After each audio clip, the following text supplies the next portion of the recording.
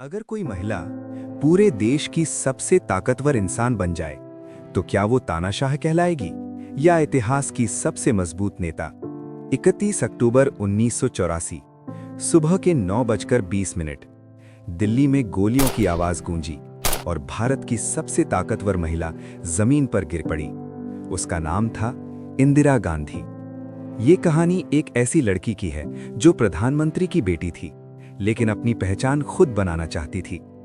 इलाहाबाद की शांत गलियों से निकलकर वो राजनीति के सबसे खतरनाक मैदान तक पहुंची। उसने जेल देखी, आजादी की लड़ाई देखी और सत्ता का सबसे बेरहम चेहरा भी देखा। और फिर 1966 में भारत ने पहली बार एक महिला को प्रधानमंत्री बनाया। दुनिया ने उसे कमजोर समझा, लेकिन वो निकली लोहे जैसी मजबूत। 1971 में भारत और पाकिस्तान की जंग हुई और इंदिरा गांधी ने इतिहास बदल दिया। बांग्लादेश बना, भारत जीता और पूरी दुनिया ने उसे एक नाम दिया, आयरन लेडी ऑफ इंडिया।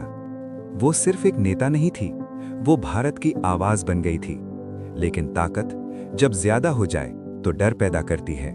1975 में इलाहाबाद हाईकोर्ट ने इंदिरा गांधी को चुनाव में दोषी ठहराया और तब उसने लोकतंत्र का गला दबा दिया।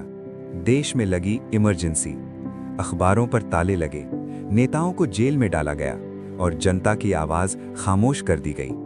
भारत एक खुली जेल बन गया। 1977 में जनता ने बदला लिया। इंदिरा गांधी हार गईं, सत्ता उससे छिन गई।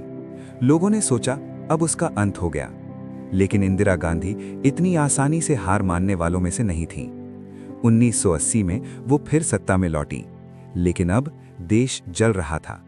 पंजाब में अलगाववाद, हिंसा और आतंक। फिर हुआ ऑपरेशन ब्लू स्टार। सेना स्वर्ण मंदिर में घुसी, हजारों मरे और नफरत की आग भड़क उठी। इंदिरा गांधी जानती थी अब उसकी जिंदगी खतरे में है।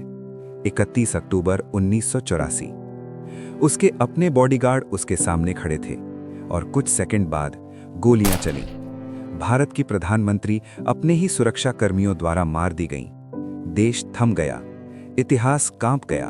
इंदिरा गांधी वो तानाशाह थी या भारत की सबसे मजबूत नेता? उसने देश को ताकत दी और देश से आजादी भी छीनी।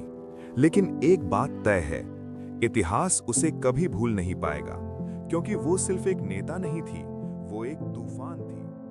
अगर आपको ये कहानी पसंद आई हो तो लाइक करें, शेयर करें ताकि ये कहानी और लोगों तक पहुंचे, और सब्सक्राइब करें सच्ची कहानियों के लिए।